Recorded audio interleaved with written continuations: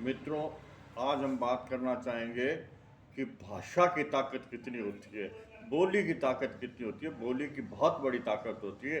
यदि आदमी को बोलना है तो वो किसी भी काम को बड़ी आसानी से कर सकता है, किसी भी व्यक्ति को बड़ा प्रभावित कर सकता है, अपनी बात बड़ी सरलता से कह सकता है, बड़ी समझा के कह सकता है। तो इसलिए बोलना आना बहुत ज़रूरी है।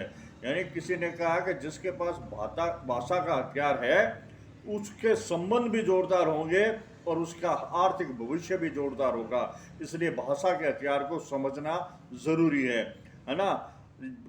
कुछ कवि लोग हैं जैसे कुमार विश्वास है, उसकी भाषा ही तो है कि वो देखो करोड़ों रुपए उस भाषा के कमा के खाता है। इसलिए आदमी की भाषा शालीन होनी चाहिए, आदमी की भाषा मीठी होनी चाहिए।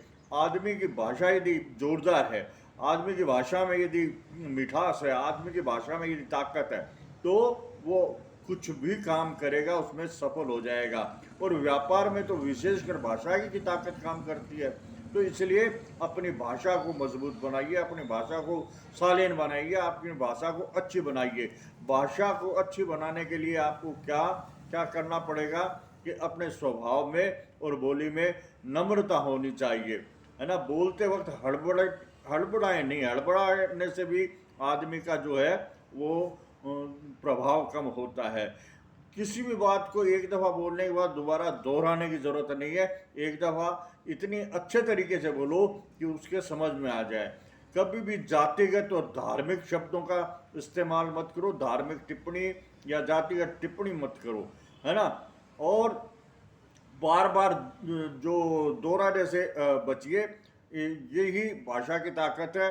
एक दफ़ा आपको मैं बताऊं कि एक अंधे आदमी ने अपने बोर्ड पे लिख रखा था कि मैं अंधा हूँ, देख नहीं सकता। तो उसके पास बहुत कम पैसे आ रहे थे। एक व्यक्ति ने और उसको पलट के लिख दिया कि आज का दिन बहुत अच्छा है लेकिन मैं नहीं देख सकता। इतना करने पर ही उसके पास पैसों की बौछार लगी।